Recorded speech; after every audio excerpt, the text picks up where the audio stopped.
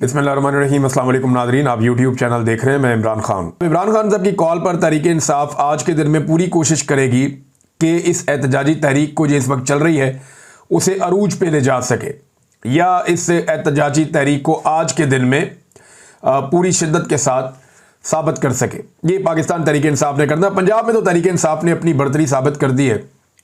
वो ऐसे कि पंजाब की टांगें कांप रही थी।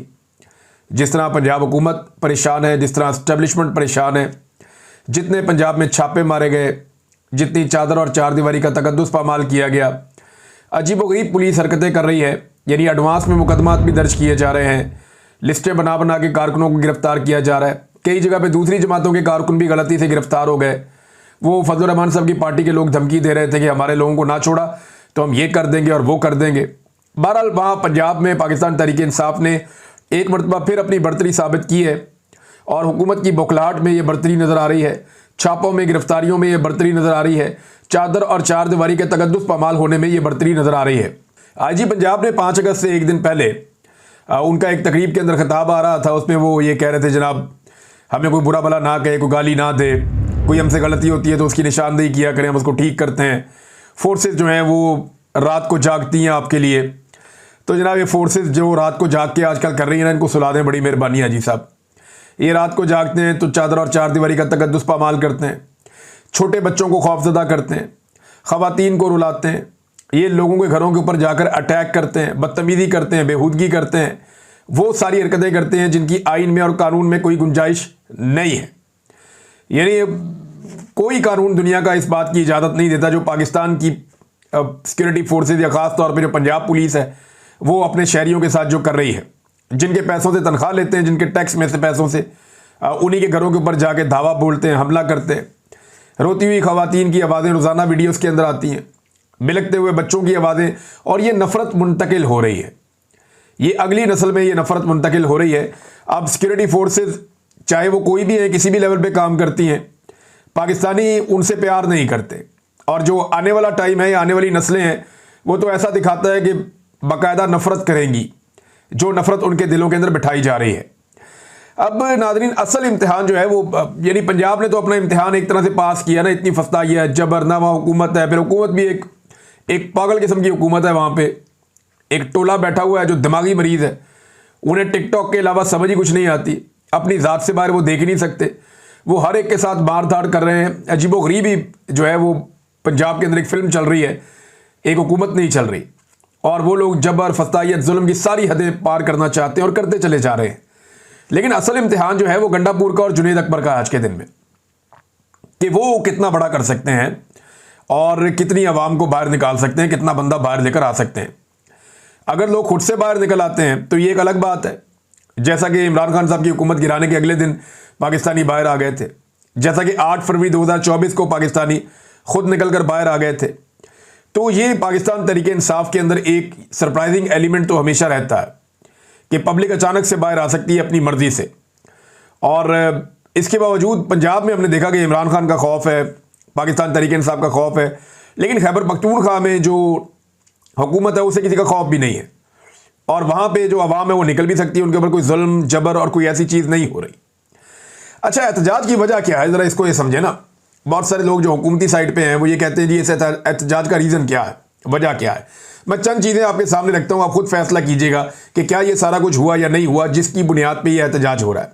नंबर 1, इमरान खान साहब की हुकूमत को एक साजिश के तहत ख़त्म कर दिया गया, गिरा दिया गया, और उसके लिए पूरी मनसूबाबंदी हुई थी, वो आप सब जानते हैं।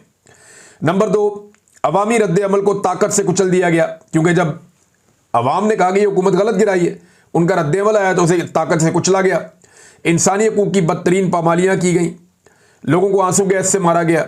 जो लोगों के साथ जुल्म, जबर और फस्तायत हुई है वो उसके बाद हुई। करप्ट टोले को लाकर उसके बाद मुसल्लत कर दिया गया। अगला जुर्म ये है इस्टेब्लिशमेंट का कि एक ऐसा करप्ट टोला जिसे पब्लिक पसंद ही नहीं करती थी, उन लोगों को लाकर बाकी लोगों के साथ मिलाकर उन्हें मुसल्लत कर दिया गया। एक इम्पोर्टेड हुकूमत बना दी गई इमरान खान को निकालने के बाद। इस हुकूमत ने आने के बाद अवाम को तबाह बर्बाद कर दिया, मईशत को और मुल्क की हालात का कचूमर निकाल के इन्होंने रख दिया। यानी किसान से लेकर मजदूर तक और ताजिर से लेकर बड़े बिजनेसमैन तक सारे के सारे बर्बाद हो गए। पाकिस्तान के अंदर आम आदमी की ज़िंदगी अजीरन कर दी इन्होंने, और महंगाई के हाथों और बढ़ती हुई कीमतों के हाथों IMF के आगे इन्होंने इवन पूरा मुल्क गिरवी रख दिया। ये इन्होंने किया, और पाकिस्तान के सबसे मकबूल तरीन लीडर पर सैकड़ों मुकदमात भी उसके बाद इन्होंने बना दिए, क्योंकि इमरान खान साहब काबू नहीं आ रहे थे। फिर उनकी गिरफ्तारी हो गई और सख्त तरीन जेल उन पर और उनकी अहलिया पर मुसल्लत कर दी गई।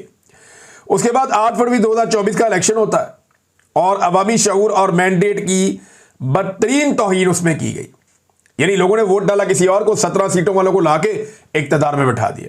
ना सिर्फ इक्तदार में बैठा दिया बल्कि आहिस्ता आहिस्ता उन्हें 2/3 अक्सरियत भी दिलवा दी, और इस काम के लिए मखसूस नशिस्तें जो दूसरी जमात ने जीती थी वो भी उनको दिलवा दी।